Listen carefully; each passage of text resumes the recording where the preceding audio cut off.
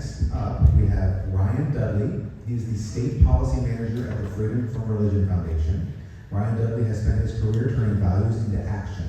From the Colorado and Wisconsin state legislatures to the front lines of nonprofit advocacy, he has worked to make policy work for everyone. Worked to make policy work for people. As FFRF State Policy Manager, Ryan is helping build a stronger, more strategic voice for church-state separation at the state level. A U.S. Army National Guard veteran with a Master of Public Policy from DePaul University, he brings discipline, expertise, and deep commitment to his work. Please join me in welcoming Ryan Dudlay.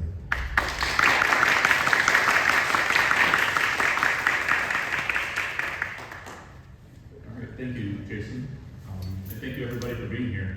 I just want to give a quick shout out to Jake. I know it's his job to like talk up to AHA, but the work that they are doing over there at Fish, Stark, their new executive director, has been the direction it has been going is just really inspiring and really cool to see. So if you haven't checked out AHA in a long time, I recommend you do so because they are doing some really cool things over there. Thanks, Ryan.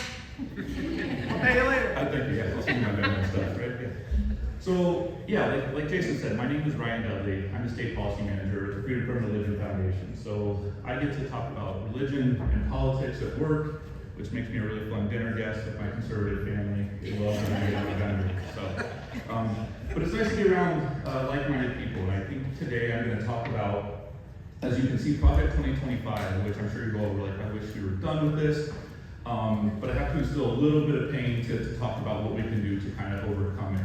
And I think I'm kind of, I don't know if the atheist can say really acquired, but I'm talking to people in the know right now. You ever go to like parent-teacher conferences and it's like the kids with all the A's, their parents go, the kids with all the F's don't go, the kids who need to be there don't go. I think that's what this is. If you all know, just generally as atheists and free thinkers, we're pretty civically minded, but I want you to take the information that I'm presenting today out to your friends and your family who might not be so in tune with what's kind of happening. So, all right, I think that's enough of a preface. We'll get going. So yeah, 2 years ago, I don't know to the date maybe, but right about 2 years ago, I was standing right here warning an audience just like you about the dangers of Project 2025. And my talk here says Project 2025 is the 4 pillars to dismantle democracy. It was a 900-page document in which the Trump administration and his cronies, I should back up and say that this is a nonpartisan talk. I will, nothing I say endorses any sort of particular view from FFRF, except for one exception, and you'll see that in a little bit. So anyway, Project 2025 was something that was drafted by the Heritage Foundation, 900-page document to basically just take our secular democracy and flip it on its head. And that's exactly what they've done. So they had a plan back in 2024. They told us what they were going to do, and they executed it. From everything, like from removing 50,000 civil servants, removing the protection of 50,000 civil servants, and making them susceptible to the winds of an administration that is, let's say, pretty, has thin skin. I don't know how else to word that, but if you look at them crooked, they're going to get fired, right? So, and that kind of like reverberates in a lot of ways. It's not necessarily state church related, but it certainly has an impact, right?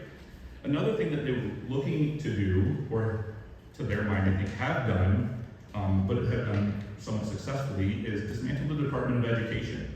There's an asterisk there, if you notice that, because it was dismantled by an executive order.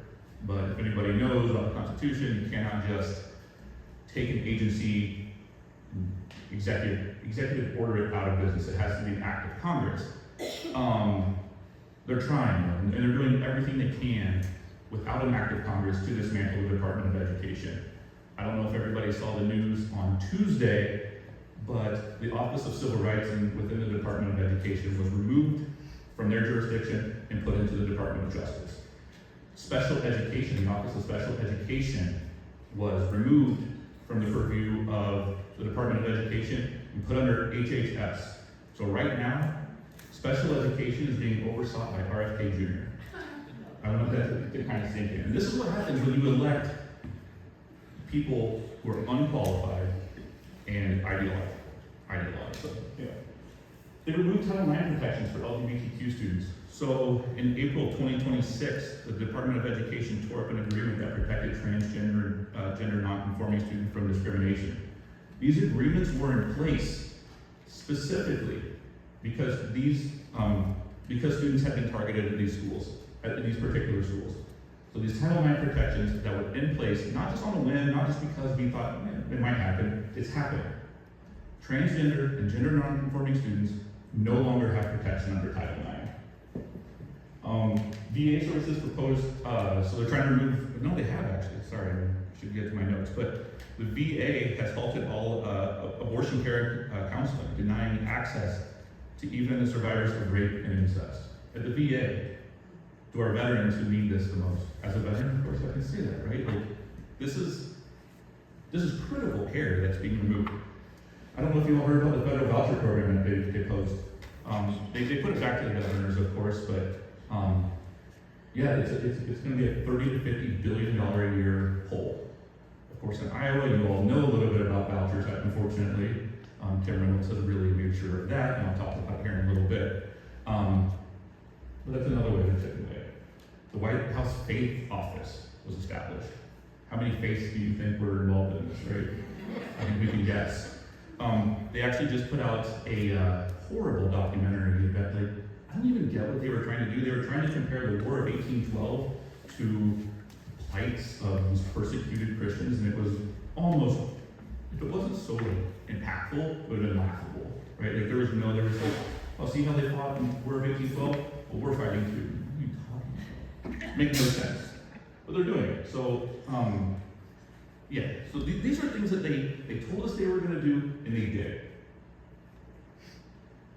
It's funny when I talk to, this is being recorded in my phone, but when I talk to my mom, she's super conservative, and she's like, I didn't know they were going to do that. They told you. It was like, there's no secret to this. But they're not done. I promise they're not. They're supposed to be the transition. They still have a checklist of things to do.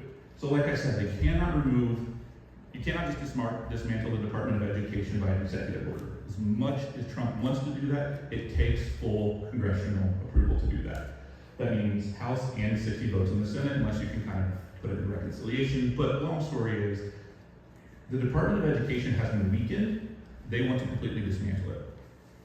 They want the FDA and the Department of Justice to completely reverse the approval of mifepristone. And who here knows of the Comstock Act? Anybody heard of it? Okay. So the Comstock Act is an old law that with this one guy named Anthony Comstock kind of got really upset about things that he found to be offensive. So you can't mail, if you couldn't mail pornography, you can't mail mifepristone, you can't mail things like that. There are certain ways that the Comstock Act really restricts the access of abortion care and a lot of other, I'm trying to think of the word, just obscene materials. It has to do with a lot of obscene materials. So they're trying to bring back the Comstock Act. Actually, I think Justice Thomas, in one of his concurring opinions, I can't remember what the case was, referred to the Comstock Act as still being in place. It's a law from like the 1800s, but it's still on the books. And we'll get to that a little bit more. Former challenges to marriage equality. This is a big one, I think. Because I think this is their next row, if you will. So in the first half of 2025 alone, 9 states introduced bills or resolutions to overturn Obergefell. Well, they did. So I can continue talking just in case until we get this figured out. But if everybody knows what Obergefell is, it's it actually just had its recently 25th anniversary of marriage equality. So Obergefell married his partner. It was a landmark victory at the Supreme Court for marriage equality. The Southern Baptist Convention, the nation's largest Protestant denomination, has also called for the overturn of Obergefell. And why is that relevant? Because they were the first ones to call for the overturn of Roe. So they get listened to, if you will. I have a really funny bit on the next one too. So.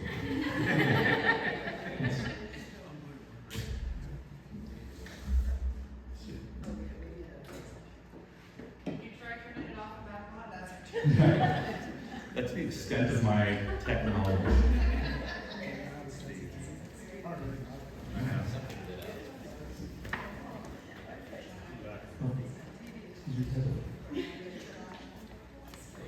There we go.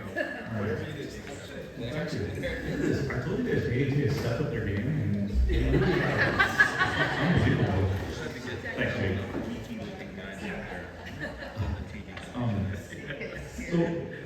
So the last thing I really wanted to touch on is national abortion restrictions. And it says it requires 60 votes in the Senate, of course, like everything does to get through the Senate.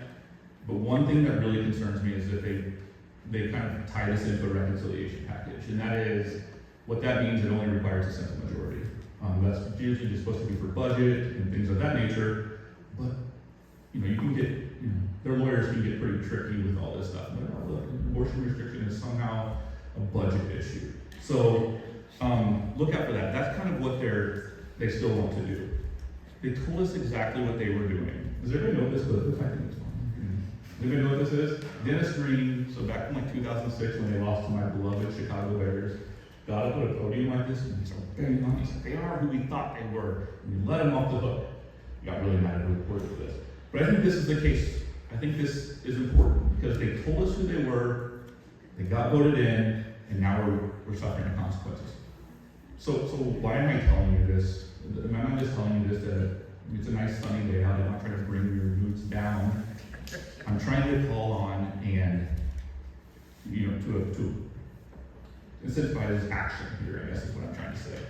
So there are really two things. I had four up here earlier, but I thought they were a little redundant. So I kind of boiled them down to two pillars. I don't know if you can have two as a pillar, but whatever. Policy and personnel. We know what they want to do. We need to get people in there to stop it. And that's where personnel comes in. So I'm going to talk a little bit about things before Congress that still are kind of happening and how we can stop them a little bit more, and things that are happening here in Des Moines at the state legislature. So yeah, I want to kind of go over what I just talked about, but I do want to bring your attention down to the last two bullet points here. So we talked about the Comstock Act earlier. There is a bill right now before Congress called the Stop Comstock Act. And what it does, it's a good bill that would effectively remove the teeth of the Comstock Act, so there's really no enforcement power. And right now, I think it has like 3 co-sponsors. It doesn't have very many. Obviously, it's not going to pass right now, but this is something on the books that Congress has taken steps to kind of proactively negate what they're trying to do. And then say the Civil Service Act. I don't know why this one bugs me so much, is the fact that they just removed protection from civil services because and stay a tyrant in the White House just wants to be able to fire people. So this is the Saving the Civil Service Act reinstates apolitical civil servants, career civil servants that are in there to do a job, not the job for the people, not the job for the administration. There are also issues before the state legislature, right? I know we have a state legislative candidate coming up today. So I hope you guys can kind of pick his brain on a little bit of this stuff, but this is kind of my bread and butter, right? I live and breathe state policy. So the first one that really has kind of come down and hurt your state is the voucher program. The voucher program is administered at the state level. I know we have a federal voucher program, but it will be administered at the state level. So when Governor Reynolds signed the voucher bills into law in 2023, there was a cap on it, right? So I don't know what it was, maybe 150% of the gross median income didn't qualify for this. There's no cap anymore. It is completely universal. Everybody, if you're Elon Musk, not a trillionaire, or if you are living on the streets, you get voucher money. And that comes out to the vouchers come out to a little over $8,000 per student for this next school year. And that total cost will hit roughly $675 million that has been siphoned from public schools to put into private, largely religious institutions. And to bring that down to a more local level, Des Moines public schools have a shortfall now, or have lost $47.5 million because of these voucher schemes. These are real, impactful things that are happening here at your state legislature. Again, something else, bills being taught, or bills requiring religion to be taught in public schools. Senate File 510 this year was introduced in your legislature but not passed. It permits school districts and permits school districts to offer elective social study courses focusing on religious scriptures, specifically Hebrew scriptures, the Old Testament, the New Testament of the Bible. Right? So it's not religion. What are we saying require religion? Let's just say it requires Christianity, right? It's their specific view. Of course they have these like feckless provisions in there. They say it must be neutral. We know how that plays out, right? Somebody talked about chaplains earlier, right? Chaplains here. Does anybody know who Rocky Malloy is? Rocky Malloy, look him up. He's like, his claim to fame is he's like this self-described drug smuggling pirate. He's absolutely off his rocker. But he started the National Association of Chaplains or something like that. Whatever it is, I don't know what it is. But anyway, they're the ones going in and implementing these, or passing these bills in state legislatures to get unqualified chaplains into schools. House File 334 proposed to do that this year. We just talked about that. These chaplains can be employed or accepted as volunteers, and they are not required to possess any specific licensing. And lastly, the most egregious attacks on our most vulnerable people happen at the state level. Senate File 236 allows foster care and adoption agencies to reject placement based on the placement family's religion. I think that is the most disgusting thing I've ever heard. Think about this little kid who needs a home, and their bigotry now can be a barrier to this kid getting a home. So, on that happy note. But there's recourse though, right? In Iowa, right now, that has largely been considered a ruby red state. Of course, I'm from Illinois, where, that's just kind of, I live in Wisconsin now, where we're cool, but I'm from the blue state of Illinois. We've always looked at Iowa as kind of ruby red, right? Not necessarily. It's fully in play right now. So I just gave you all that background to be like, oh, this sucks. What do we do about it? This is what we do about it. The elections are coming up. I know you guys are probably missing all those like primary commercials that were on TV. So I'm here to talk to you a little bit about the elections, right? But the Cook political recording has the Iowa governor, the Senate, and 2 House races among the nation's most competitive right now. This is an opportunity for Iowa to really make a move here. In the first place, we have the race for governor. Like I said, I'm not endorsing. This is not an endorsement of anybody. So what I want you to do is, what I want you to internalize here is, what are your values as a secular voter, however you consider yourself? What are your values, and who aligns with your values? So right now, you have Rob Sand and Zach, was it Lon or Lane? I'm sorry, but Lane, okay. Over 2. All right. Well, so this is kind of your matchup right here, right? I think this is particularly interesting because Trump's endorsed candidate lost in the primary. Of course, you all know this. Why am I telling you this? But this is it's kind of unique, right? Because Trump never loses, right? So while there's been no head-to-head polling with these two, let's see, Ron Sand pulled 12 points ahead of Beanstra, who was endorsed by Trump, right? So he was pulling 12 points ahead of the Trump-endorsed candidate, and I think that speaks pretty well for his campaign here.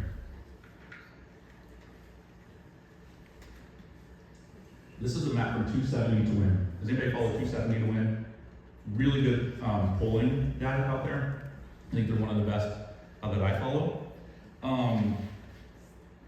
This is your house districts right here, right? I think we're in District 3, right? CB3. So these two are just toss-ups right now. Before the primary, they were lean Republican. Now Cook Political Reporter has them as toss-ups. It could go either way. And this is huge for taking back the House. Number 2, I think, is lean Republican, and District 4 is, I think, pretty solid Republican right now. Just letting you know, like I said, not endorsing anything, I'm just letting you know that these are in play right now. Look what happened in CD1 in 2024. Look how close that is. Can anybody do the math real quickly? Okay, 799 votes I'm just kidding, I did the math earlier, that's why I did the political question. So that's a difference of 799 votes out of 413,000. That's 0.2% of a margin of victory in a House district that is wildly in play right now, backed by an administration that is wildly unpopular. There's a potential pickup here. There's potential moves here, not a pickup. Thank you. CD3, a little less competitive, but still close, right? So, actually, I should have known we were in CD3. I just saw one of Zach and one signs coming up here. So this is another district where you can make some inroads here, right? Like I said, not as close to CD1, but still considered a toss-up by political reporting. So this is Congress.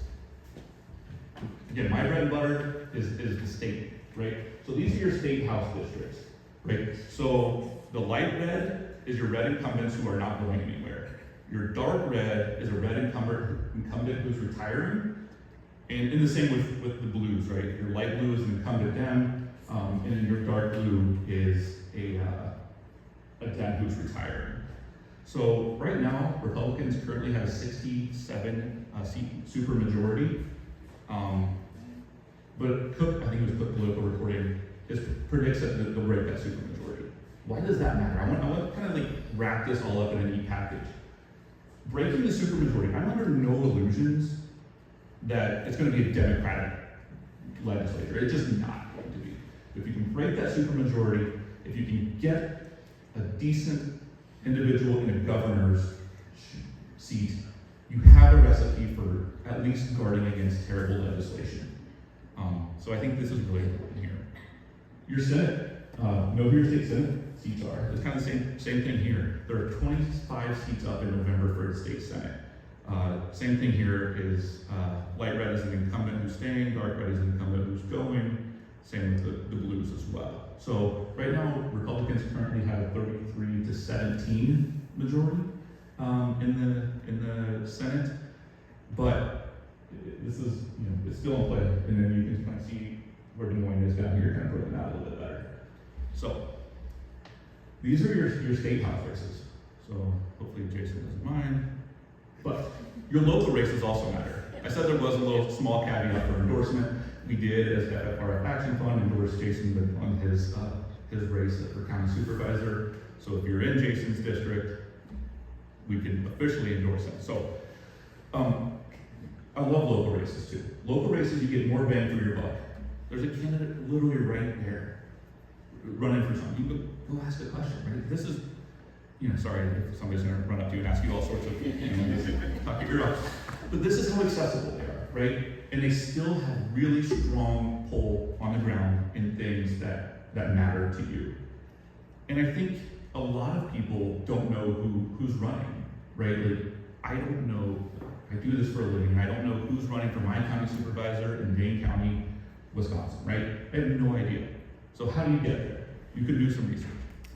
So this is what I did for Polk County here in Iowa. This is a 2024 sample ballot. You can literally just Google sample ballot Polk County, and it'll tell you everything that's on there. You're gonna have, obviously, you have your more known people here, your Kamala Harris and Trump and all that stuff. But look, you have for county supervisor, District 3, you can get this ahead of time, right? Like, so you can look up, it's really small over here. Like, what does Kim Payton stand for, right? Get your sample ballot, look and kind of see ahead of time who's on the ballot and start picking their brain and really make your values known. So this is my closing ask. Again, the theme of what I'm trying to do here is they told us exactly what they're going to do. We have every reason to believe them because they're doing it. They published it and it's out there and they're doing it. So I have a little QR code there that is to the Secretary of State's website where you can print out a voter registration guide. If you're not already registered to vote, please do it there. Also send it to your friends because we need people showing up. I know this is so annoying. I know. I knock doors and I get it. But I will not forgive myself if I'm not just like out there saying, go vote, and everybody's Anyway, so register voters and mobilize your community. Mobilize your family and your friends to get out and vote their beliefs, right? Ideally our beliefs, but their beliefs. Brush up on your knowledge of local candidates, kind of the way I just said to do. And that's all I ask, right? Be informed, get out there, spread the word, because you are the stop to this Project 2025 nonsense.